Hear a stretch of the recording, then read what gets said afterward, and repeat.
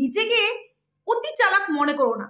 আজকে নিজেদের বাড়ির বউ আজকে ভেগেছে পরকিয়া করে, ভেগেছে না মানে বাড়ি থেকে চলে গেছে, আর তুমি অন্যকে দোষারোপ করছো। নিজেদের মুখে যে একেবারে আচ্ছা করে কালিমালিপ্ত করে গেছে সেটার দিকে লক্ষ্য লাগে না। অন্য কিন্তু বলার বেলায় অনেক সুবিধা, আর নিজেদের পিছনেই যে এত বড় ছেদা সেটা তোমাদের লক্ষ্য লাগে না, তাই না? তো হ্যালো বন্ধুরা, তোমরা সবাই কেমন আছো? আশা করছি তোমরা খুব ভালো আছো, আমি খুব ভালো আছি। তো একের পর এক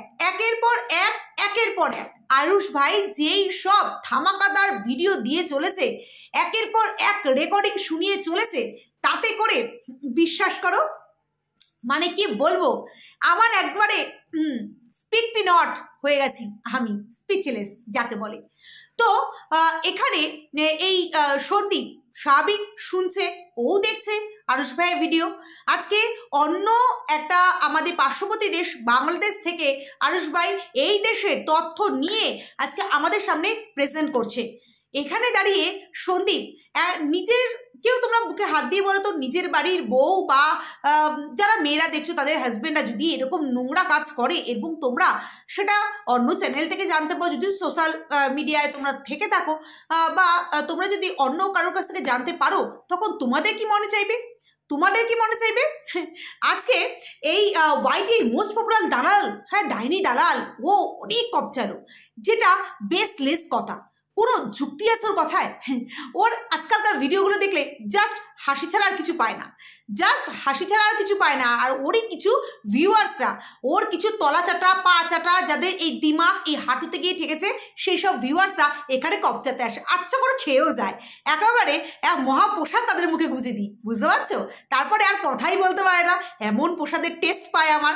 তো যাই হোক, ওটা মহাপ্রসাদ বলবো না, সরি, ওটা আমার গুই বলবো, আমার গুটা এমনভাবে ঠেসে দিই যে আর কথাই বলতে পারে না, খুব টেস্ট লাগে কিনা। তো এবার বলি যে সেই সব ভিউয়ার্সরা ওং শান্তি নম ও যা বলে সেটার মধ্যে ওং শান্তি নম বলে একেবারে চালিয়ে দেয়, বুঝতে পারছো?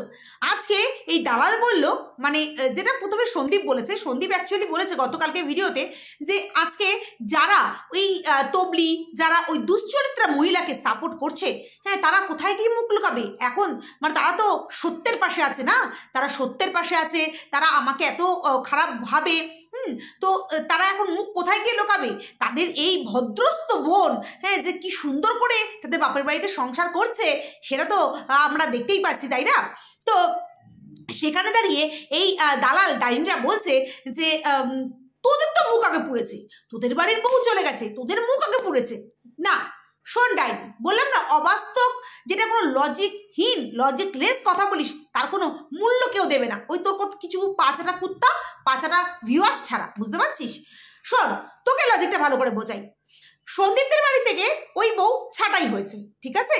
সন্দীপরা ওই বউকে, আজকে তোমরা সবাই জানো, যেসব অ্যান্টি ভিউয়ার্সরা দেখছো তারাও শুনে রাখো ভালো করে কথাটা, যে আজকে যখন যেই ভয়েস রিভিলটা হয়েছিল, যেখানে সন্দীপ এবং এই তবলি, হ্যাঁ এই দুশ্চরিত্রা মহিলা সন্দীপের কাছে বলছে আমাকে ক্ষমা করে দাও, আমাকে মাফ করে দাও, আমার আর হবে না, আমার এবার দেখবে সমস্ত আমি ঠিকঠাক করে রাখবো, সমস্তভাবে সুন্দর করে সংসার করবো, সেখানে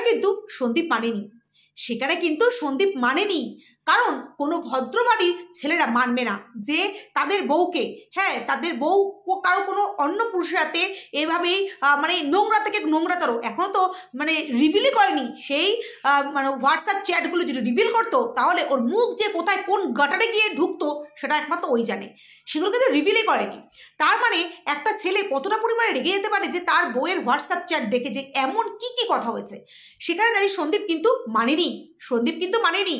এখানে সন্দীপের মুখ কিন্তু কালো করে যায়নি, কারণ সন্দীপ ওকে এখান থেকে ভৎসনা করে তাড়িয়ে দিয়েছে, তুই চলে যা, এই বাড়িতে তোর জায়গা নেই, তুই চলে যা, এখান থেকে তুই দূর হ, কারণ তোর মতন বউ মানে ঘরে রাখার থেকে না রাখা ভালো, কারণ যে নাকি একটা সুযোগ পেয়ে গেছে সে বারবার এই নোংরামিগুলো করবে, তোকে কোনো সুযোগ দেওয়া যায় না, কারণ এটা একদিনের মানে জিনিস নয়, এটা অনেক দিন ধরে ওরা লক্ষ্য করছে, আর এটাতে ওদের মুখ কালা হওয়ার কোনো প্রশ্নই ওঠে না। এটা যদি মুখ কালা হয় না, তাহলে ওই তবলি দুশ্চরিত্রা মহিলার বাপের বাড়ি এবং তোদের মতন কিছু দালালের মুখ কালো হবে, বুঝতে পারছিস? আজকে মুখ কখন কালো হতো? যদি ওই নোংরা মহিলা নোংরামি করতো এবং তারা সেটাকে সাপোর্ট করতো, তাহলে তাদের মুখ কালো হতো। কারণ তাদের বউ এরকম নোংরামি করছে আর তারা সেটাকে মেনে নিচ্ছে, তাহলে তাদের মুখে ভালো করে কালিমা লিপ্ত হতো, বুঝতে পারছিস? যুক্তিহীন কথা বললে সেই যুক্তিহীন কথা কেউ নেয় না, বুঝতে পারলি কি না? আজকে সে আপদ বিদায় হয়েছে, ওটা আপদ ছাড়া কিছু নয়। আজকে সন্দীপের মাথা থেকে ঘাট থেকে না, সত্যি কথা একটা আপদ দূর হয়েছে, আজকে ও যখন নাকি তোর কথায় এই ডাইনির কথা, ডাইনি কি বললো যে ও তো বলেই দিয়েছে যে ও একটা ছেলের সাথে প্রেম করে। হ্যাঁ, তুই যেটা বললি মানলাম ও বলেছে একটা ছেলের সাথে প্রেম করে, তাহলে ওকে দেখাতে দোষ কি? তার মানে এটাই ধরে নিতে হবে যে এই কি বলবো, ফোকলার সাথে সাথে আরো কোনো ছেলের সাথে সে ইন্টু বিন্টু চিন্টু করতেই পারে, তা না? দেখ তোর যুক্তিলেস কথাগুলো কেমন করে পরপর করে আমি সাজিয়ে দেবো, কেমন করে সাজিয়ে দিচ্ছি দেখ। একদিকে বলছিস এইটা কি বলবো, এই তবলি এই দুশ্চরিত্রা মহিলার ভয়েস নয়, একদিকে বলছিস ওটা ও শ্বশুরবাড়ির লোকেরা, যেটা এই তবলি বলেছে এটা আমার শ্বশুরবাড়ির নাকি ওটা কারোর ভয়েস না, ওটা পাড়ার কারোর হতে পারে। আবার তৎক্ষণাৎ বলছিস যে এস সরকার কেন ফোন করলো, হ্যাঁ কি কারণে ফোন করলো এবং কি কারণে ওটা বললো, কেন এই কথা কেন বললো, কেন? তুই তো বলছিস এগুলো ফেক। যদি এগুলো ফেক হয়ে থাকে তাহলে এস সরকারও ফেক হবে, তার মানে তুই ওখানে স্ট্যাম্প মারছিস যে ওটা এস সরকারি ছিল, তো তুই বলছিস যেই মেয়েটাকে তুই সকাল বিকাল রাত সব সময় দেখছিস তার বাপের বাড়িতে রয়েছে, তাহলে সেই মেয়েটা কি করে ওই এস সরকারের বাড়িতে যাবে, তাই না? তোর মনে অনেক প্রশ্ন, তুই সবই জানিস, এই ন্যাকাচুটা শুধু বানাচ্ছিস লোককে আর তুই নিজে বানছিস, বুঝতে পারছিস?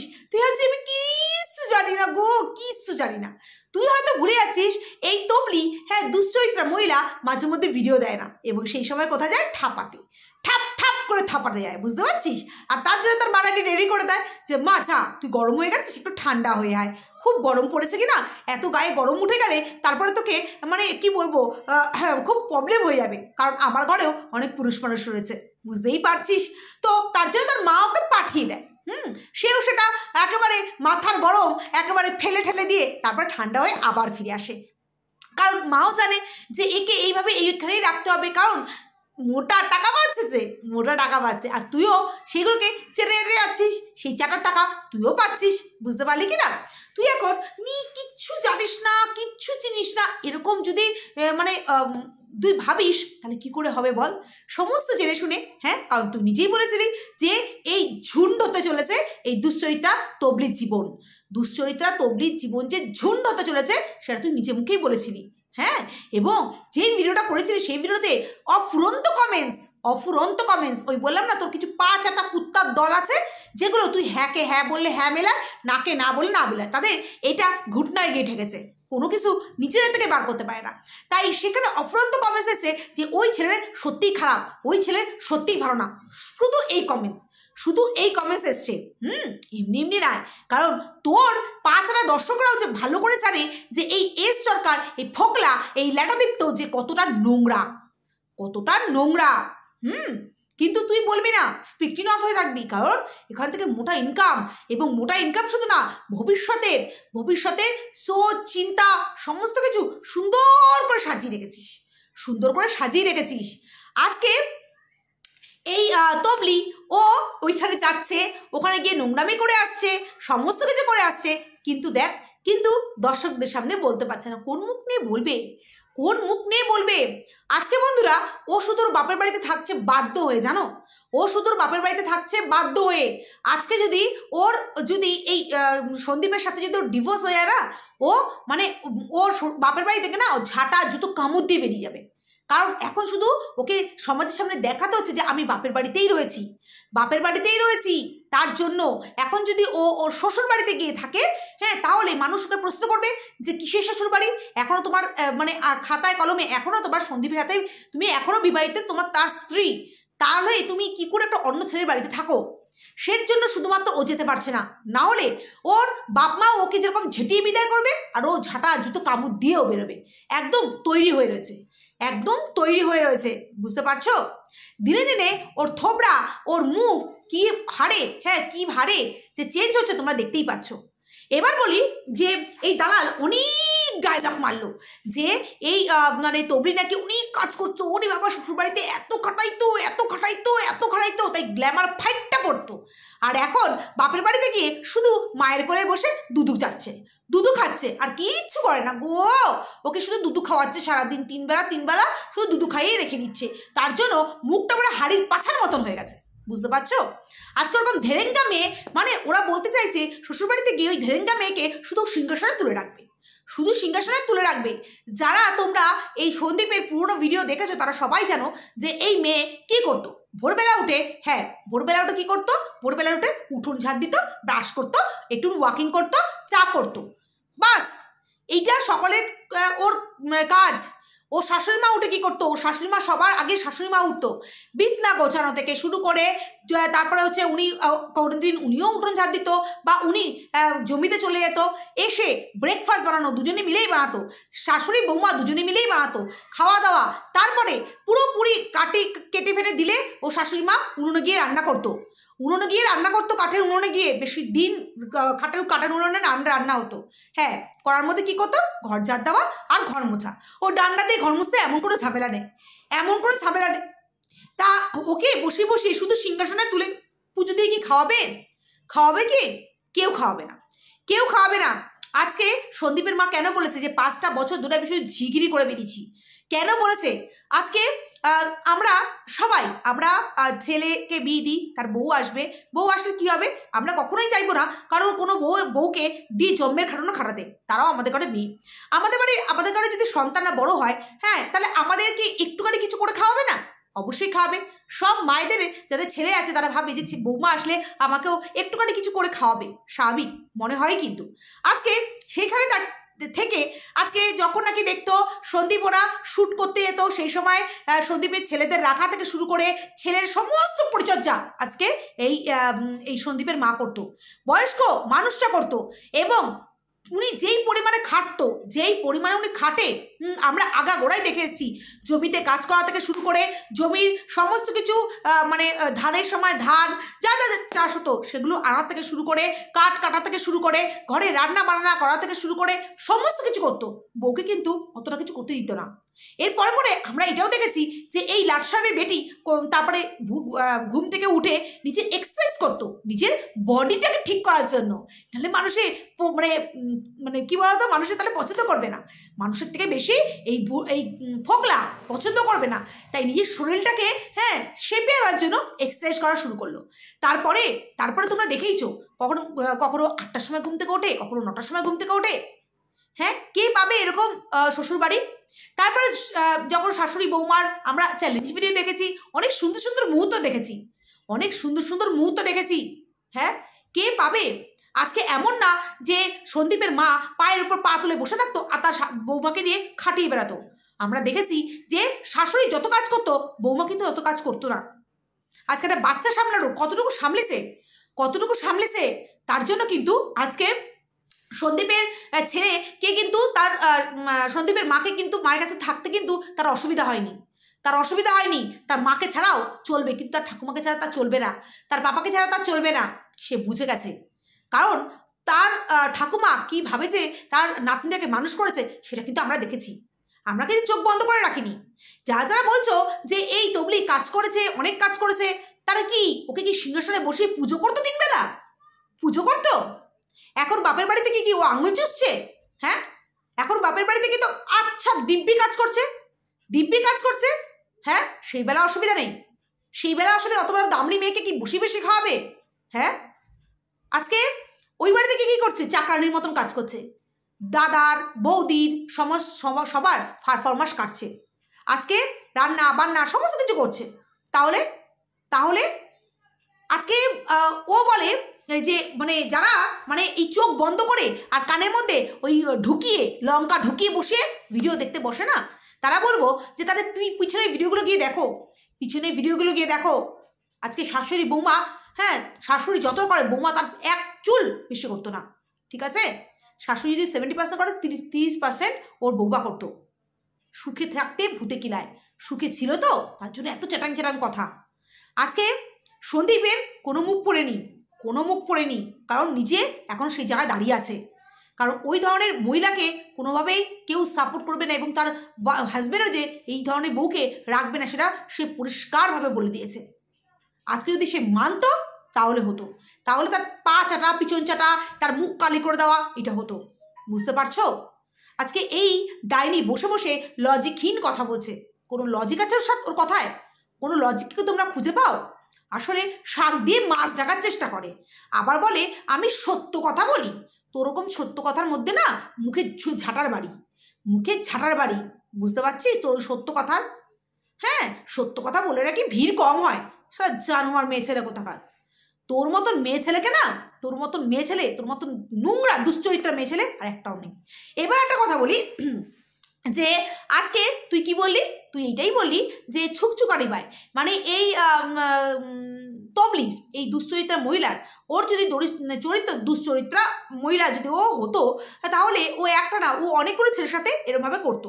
আজকে এই 5টা বছর ধরে নাকি ওর খুব অশান্তি দিছে, তাহলে ও অনেক ছেলের সাথে পরকিয়া করতো, তাই না? তাহলে তো মানতে লাগে যে মানে এই তুই বলছি এক হাতে তালি বাজে না, সন্দীপেরও দোষ আছে। হ্যাঁ অবশ্যই আছে। একটা সংসারে থাকতে হলে কখনোই বাসন থাকলে ঠোকাঠুকি হবে, কারণ বেশি দোষ কারণ কম দোষ, কিন্তু সেটাকে অ্যাডজাস্ট করে চলতে হবে। আজকে তুই তোর লাইফে কি করছিস? তাহলে তুই তোর বল তোর বড় তোকে সেগুলোতে পোষাতে পারে না, সেগুলো তুই ভালো করেই বলেছিস। তার জন্য 10 বছরের নিচে একটা ছেলের সাথে, তারপরে ননদের ছেলের সাথে, তারপরে মামার সাথে, তারপরে বন্ধুর ছেলের সাথে, কত জনের সাথে ঠাপাতে গেছিলি বলতো? হ্যাঁ, তার মানে তোরও মানে এই দুশ্চরিত্রার ট্যাগটা তুই যাকে দিচ্ছিস, যে এই সন্দীপের দিদিকে তুই এই ট্যাগটা দিচ্ছিস, সেই ট্যাগটা তো তোর আগে গলার মধ্যে পড়ে নেওয়া উচিত রে, বুঝতে পারছিস? কারণ তুই যা করেছিস, তুই নিজে মুখে বলেছিস 10 বছরের নিজের ছেলের সাথে তুই প্রেম করেছিস। হ্যাঁ, তুই যেতে পারিসনি, তুই কেন যেতে পারিসনি? কারণ জানিস সেখানে গেলেও তোকে ছাবড়া হিসেবে ফেলে দেবে, কারণ তুই কিছু দিতেই পারবি না, কারণ তোর শেষও এখানে, শুরুও এখানে। হ্যাঁ, তুই একটা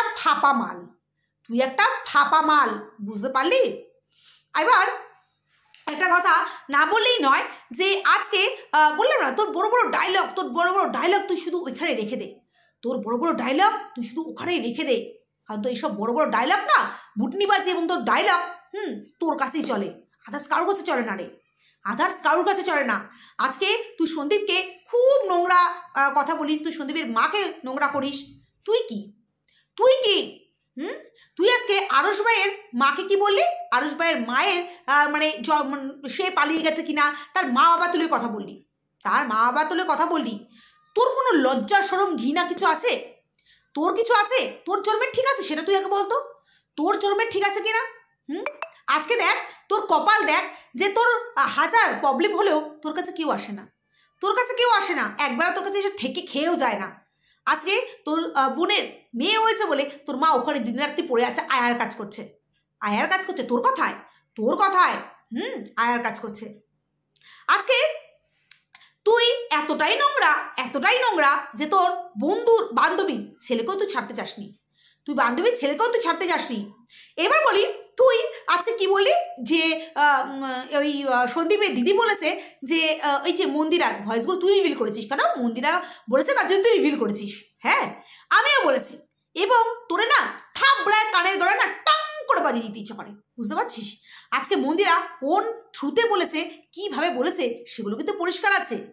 হ্যাঁ, তুই যেরকম বললি যে আদালতে গেলে কার ভয়েস কি ভয়েস সেটা সেখানে বের করে নেবে, সেরকমভাবে কে কি টোনে কথা বলে কিভাবে ভিডিও করেছে সেটাও কিন্তু সেখানে বের করে নেবে। আর তুই চিন্তা করিস না, তোরা তো চিন্তা কিসের যে সেই ভয়েস নিয়ে আদালতে যাবে কি যাবে না, কেস করবে কি করবে না, সেটা তো তারা জানে। তোরা তো মাইন্ডে চিন্তা নিতে হবে না, তোর ওই গু ভরা মাইন্ডে ওইসব চিন্তা কোনো কাজ করবে না রে। তারা কি করবে না করবে তাদের মানে এইটা আইনের দিক দিয়ে কত পোক্ত হলো না হলো তোর ভাববার বিষয় নয়। তুই শুধু এইটা কামিয়ে যা, বুঝতে পারছিস? হ্যাঁ, আবার যখন নাকি তোর এই বনু দুশ্চরিত্রা মহিলার কাছ থেকে ঠাপ খাবি, তখন ওর বিরুদ্ধে বসবি। তখন কি বলবি, আমি কি যে ভুল করেছিলাম, আমি এতবার ঠকি, আমি এতবার ঠকেছি, আমি মন্দিরের কাছ থেকেও ঠকেছি, আমি আবার ঠকলাম, এই কথাই তো বলতে বসবি। নোংরা মেয়ে ছেলে কোথাকার, চল ফট।